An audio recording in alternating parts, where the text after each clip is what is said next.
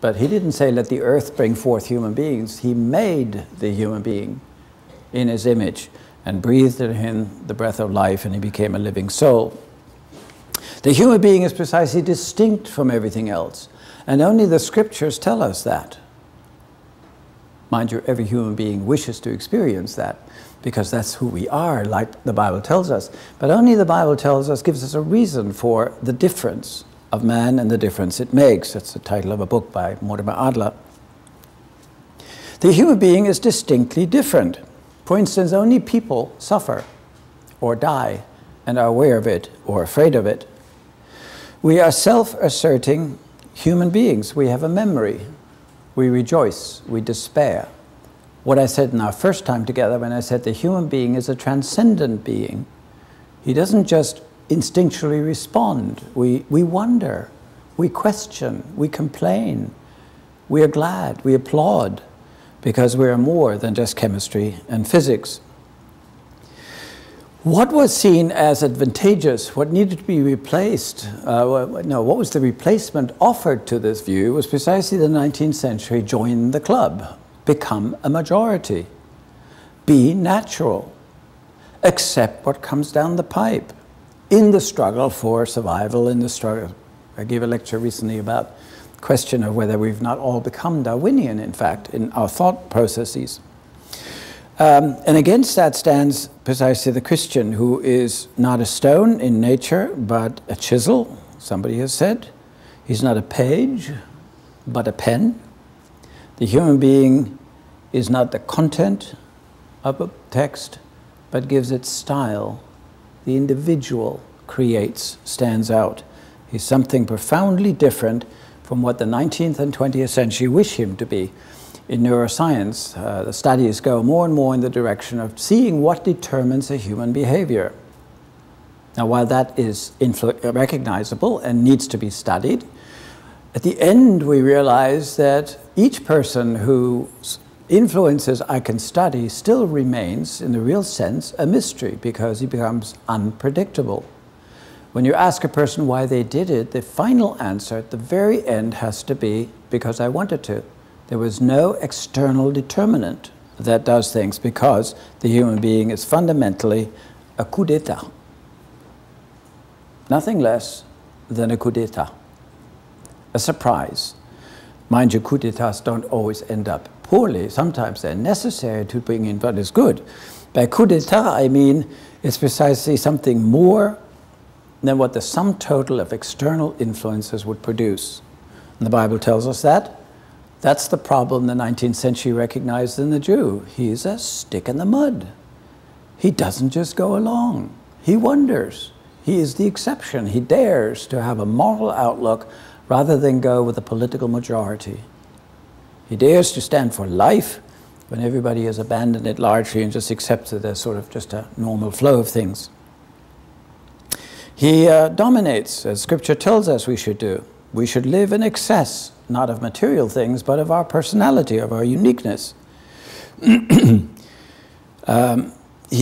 acts on the basis of, not of material acquisition, but on the basis of moral discernment. A moral attitude defines the human being. We take refuge in our conscience. We decide on the basis of what is right, not on the basis of what is liked. We should be profoundly, and I use this word carefully, we should be profoundly anti-fascistic. That's actually Levy's term that he uses in description of Camus. We should be anti-fascistic. The fascist, as you know, is the one bundled together with others, united, we are stronger, etc., etc. That's what fascism stood for. That's the Italian fascist symbol of the Roman bounding together of several stakes for strength. The Jew is the wandering Jew, alone, morally concerned for what is right. And in that, you can see, if that is our stand, you can see why we no longer were that acceptable, whether Jew or the moral Christian, in the kind of world that the 19th and 20th century wanted to have, or that our own world wishes to introduce. Mind you, in the 19th century, the social problems that existed were met with small efforts to improve the life of people. There was a yes to the need recognized between labor and management. I like to refer to Bismarck's social legislation in the 1880s, where, for various reasons, economic, political, national, he introduced the first social legislation in the Western world. Health insurance, invalidity insurance, and what was the other thing? Unemployment insurance. Partially because he didn't want all these young men who lost their work in an economic downturn in the factories to emigrate to America. And you can look at the statistics, how in the 1880s, all of a sudden the immigration to America of young males dropped dramatically.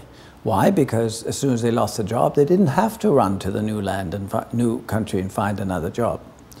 Partially also because he wanted to have people in the army. He just fought a war against France and another one against Denmark. And so he wanted to have the military. That was the part of nationalism. He also wanted to have social legislation in order to get ahead of the Marxism, the international socialism that was spreading in favor of the labor movement in the 1870s, 1880s, when Marx and Engels wrote their texts and called together what eventually became the Socialist International. It's also when this church here was involved in what was called the social gospel. When it was constructed here, and Park Avenue was nothing but a railroad track in a ditch. It wasn't covered in those days. They had steam engines. What would you do with the steam? Well, they didn't have electric engines yet, you know, but it could only be covered once there were electric engine or diesel engines. But before that, there was a trench, and over on Carnegie Hill, where we live, on 92nd Street, up the road, what you have was an old cold water flat arrangement. We still have one. It's warm water now, but it's still the 5th floor walk up. And there was a brewery there on Carnegie Hill, where all those housing developments are. And the pastor and congregation of this church insisted that there be bridges built and the teaching would be open to people walking into this wealthy neighborhood of Madison Avenue coming over from the Coldwater Flats. It was an attempt to heal a damaged situation. Those were all efforts recognizing a need and thinking through what is possible in this real situation to really bring something to the people. It wasn't ideal, but it was a real help, sporadic, moment by moment, person by person. And I'm sure the way I describe it is far too idealistic. But you know what I mean. It was an effort. What took place, what replaced that, however, was a far more